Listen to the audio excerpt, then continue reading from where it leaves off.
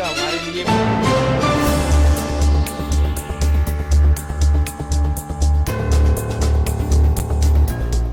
Break के बाद एक बार फिर आपका बहुत स्वागत है। नमस्कार, मैं सोनाली, आप देख रहे हैं केकेडी न्यूज। रुक करते हैं इस वक्त की बड़ी खबरों पर। खबर लखनऊ से है, जहां बिजली ट्रांसफार्मर फैक्ट्री में डकैती हुई है। सलहो के बल पर 50 लाख से ज्यादा की डकैती की गई है। कर्मचारियों को बंधक बनाकर के बदमाश सामान ले गए हैं। लखनऊ में चिन्हट थाना क्षेत्र में डकैती की घटना सामने आई है।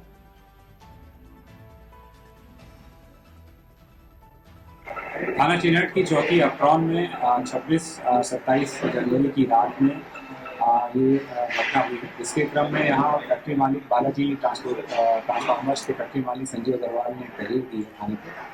उन्होंने बताया है कि उनकी फैक्ट्री जहाँ पे ट्रांसफार्मर के कॉइल बदले जाते हैं, यहाँ पर रात्रि में 8 से 10 व्यक्ति यहाँ फैक्ट्री के अंदर आए और उन्होंने यहाँ पे जो काम करने वाले उनके 6 कर्मचारी हैं उनको बंधक बनाया और उसके बाद फैक्ट्री में जो कॉपर की कॉइल की जो लगभग 6500 किलो थी उसको लेकर के चले गए। उनकी तहरीर के आधार पे थाना चिन्हट को 395 का अभियोग कर लिया गया है। यहाँ आकर प्रथम दृष्टया जैसा जानकारी की गई है तो ये पता चला कि यहाँ पर 6 लोग काम करते थे, जिसमें से एक सिक्योरिटी गार्ड भी है।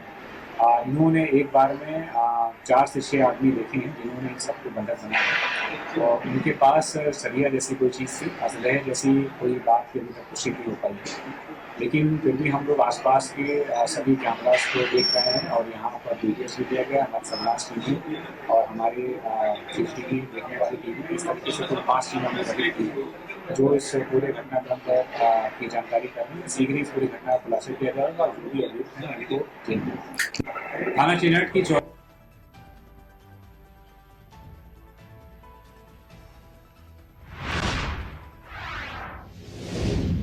खबर औरैया से है, जहां घने कोहरे के चलते बड़ा हादसा हुआ है। 3 डंपर में भिड़ंत हो गई है, साथ में आग भी लगी है। बुंदेलखंड एक्सप्रेसवे पर यह बड़ा हादसा हुआ है। हादसे में तीनों चालक गंभीर रूप से घायल हुए हैं। मिहौली के पास एक के बाद एक पीछे से ये डंपर टकरा गए हैं। तीनों डंपर टकराए हैं। टक्कर इतनी तेज थी कि शॉर्ट सर्किट होने से उनमें आग लग गई है। चालकों ने किसी तरह से कूदकर अपनी जान बचाई है। जब तक एक्सप्रेसवे पे सुरक्षाकर्मी वहां पहुंचते हैं, पहले ही तीनों डंपर जलकर खाक हो गए थे। घायल चालकों को जिला अस्पताल में भर्ती कराया गया है।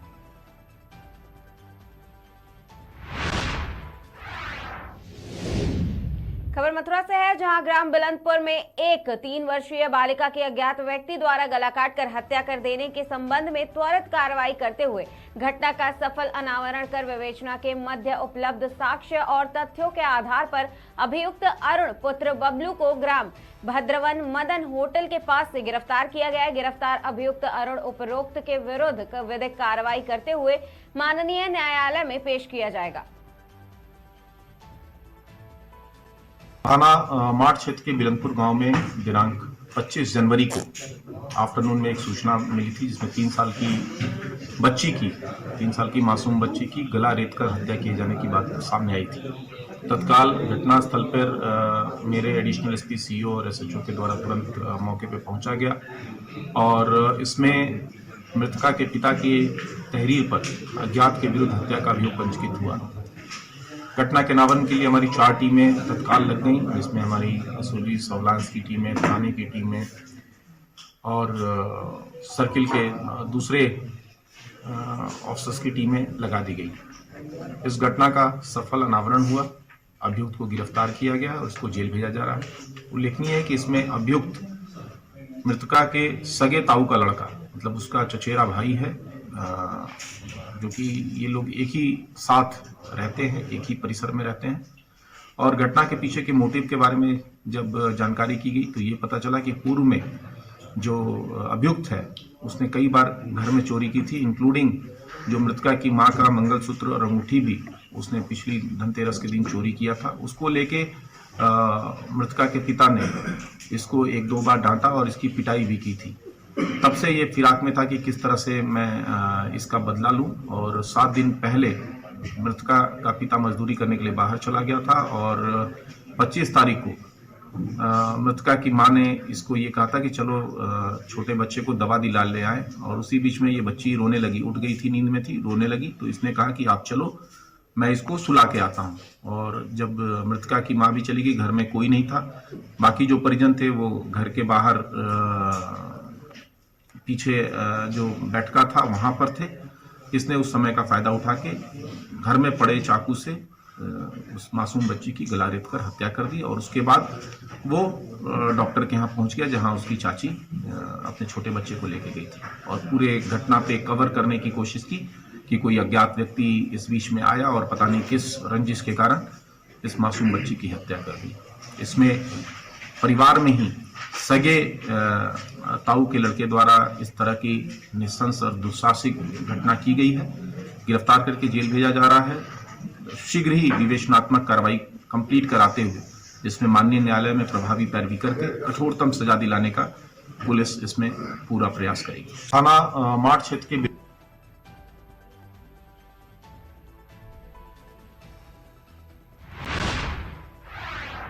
खबर लखनऊ से है, जहां इंडिया गठबंधन की पहली बैठक में ये तय कर दिया गया था कि हमारा उद्देश्य देश के संविधान को और आम आदमी के अधिकारों को बचाना है, क्योंकि इन 9 सालों में भाजपा की जन विरोधी नीतियों की वजह से बेरोजगारी चरम पर है, महंगाई दिन पर दिन बढ़ती जा रही है। भाजपा किसानों नौजवानों के लिए काम ना करके सिर्फ अपने उद्योगपति मित्र के लिए काम कर रही है। बता दें कि गठबंधन में सीटों के बंटवारों को लेकर के कोऑर्डिनेशन कमेटी सीटों और चर्चा कर रही है। अभी 11 सीटों की स्थिति साफ हुई है। पहले ही गठबंधन की जो बैठक हुई थी उसमें हमने ये स्पष्ट किया था कि हमारा उद्देश्य इस देश के संविधान को बचाना है, आम आदमी के अधिकारों को बचाना है, क्योंकि भारतीय जनता पार्टी दिन पर दिन तानाशाही बढ़ाती जा रही, विपक्ष की आवाज को कमजोर कर रही, लोगों की आवाज को दबाया जा रहा है। तो जो 11 सीटों को लेकर स्थिति स्पष्ट हुई है वो आपके सामने है। अभी और सीटों पर भी चर्चा चल रही है कि हम कांग्रेस पार्टी किन किन और सीटों पर लड़ेगी, समाजवादी पार्टी कहां पर लड़ेगी। कोऑर्डिनेशन कमेटी इस पर काम कर रही है। जैसे ही स्थिति स्पष्ट होगी हम आपको सूचित करेंगे, क्योंकि भारतीय जनता पार्टी सिर्फ और सिर्फ अगर काम कर रही है तो अपने उद्योगपति मित्रों के लिए। आज इसी वजह से देश के आम आदमी की आमदनी 27 रुपए है, एक उद्योगपति मित्र की आमदनी 1600 करोड़ रुपए रोज है। तो हमारी जिम्मेदारी कांग्रेस की एक विपक्ष की मुख्य पार्टी के नाते और बढ़ जाती है। तो हम इस समय सीटों से ज्यादा ये चिंतन कर रहे हैं कैसे देश के संविधान को बचाया जाए, लोगों के अधिकारों को बचाया जाए। 11 सीटों के अलावा और भी चर्चा चल रही, जैसे स्थिति स्पष्ट होगी हम आपको सार्वजनिक रूप से सूचित करेंगे। पहले ही गठबंधन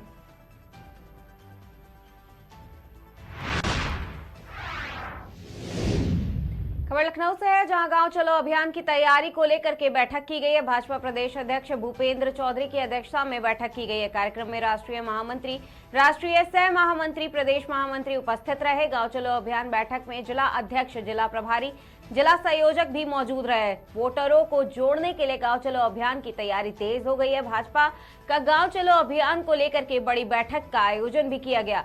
विश्वेश्वरा प्रेक्षागृह में ये बैठक चल रही है। 12:40 तक हमें सभी गांवों में हमारे पार्टी के वरिष्ठ लोगों को प्रवास करना है 24 घंटे का। उसकी रूपरेखा की बैठक है। माननीय शिव प्रकाश जी और माननीय दुष्यंत गौतम जी हमारे राष्ट्रीय महामंत्री हैं, उनका मार्गदर्शन मिलेगा। जैसी कार्य योजना बनेगी आपको बताएंगे। 12:40 तक हमें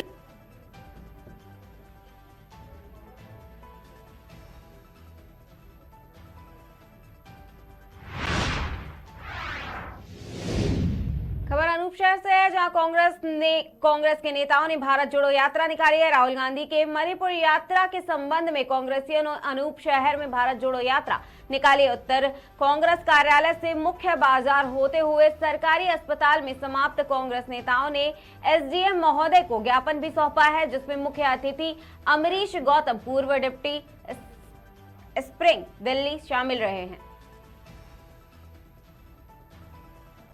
हमारे शीर्ष नेतृत्व के आह्वान पर जो हमारे जननायक नेता, पार्टी के राष्ट्रीय अध्यक्ष व सांसद राहुल गांधी जी द्वारा जो सबको भाई से भाई को जोड़ने का और हिंदू मुस्लिम सिख ईसाई का जो एक धर्मनिरपेक्ष देश होने के नाते और जो संविधान में अधिकार है, हिंदू मुस्लिम सिख ईसाई आपस में है भाई भाई, जिस पर प्रहार जो भाजपा की तानाशाह सरकार कर रही है, उसे जोड़ने के लिए हमारे जननायक नेता राहुल गांधी जी द्वारा जो मणिपुर से लेके और मुंबई तक की 77 किलोमीटर है, उसको जो दबाने की, जलाने की और मीडिया द्वारा छुपाने की जो कोशिश की जा रही है, उसको समर्थन के लिए शीर्ष नेतृत्व के आह्वान पर आदरणीय प्रदेश सचिव और जिला प्रभारी की और AICC सदस्य और तमाम वरिष्ठ नेताओं की मौजूदगी में अनुचर गंगा घाट से मुख्य बाजार होते हुए आज मां पटवारी को हमने संपर्क करने का काम किया। हम संदेश देना चाहते हैं कि ये झूठी सरकार के झूठे वादों में ना आए। पिछले 10 साल में कोई वादा अगर पूरा किया हो तो बताएं जी। ये सिर्फ दिखावा करती है सरकार और जनता को कुछ नहीं दे रही है। ना न्याय, महिलाओं को, बेटियों को कोई न्याय नहीं मिल रहा है, युवा को रोजगार नहीं मिल रहा है, युवाओं को रोजगार नहीं मिल रहा है, युवा के रोजगार नहीं मिल रहा है। तो कोई संसाधन किसी तरह का जनता के पास नहीं है जो रोजगार करके वो अपना पालन पोषण कर सके। जी जी जी, किसी तरह का कोई रोजगार सरकार नहीं दे रही है। तो आगे आप 2024 में क्या गठबंधन की सरकार होगी या कांग्रेस अपने दम पर लड़ेगी? देखो, ये तो शीर्ष नेतृत्व का फैसला है। जो भी फैसला लिया जाएगा, हम कांग्रेस पार्टी कार्यकर्ता है, कांग्रेस पार्टी हर फैसले के साथ। हमारे शीर्ष नेतृत्व के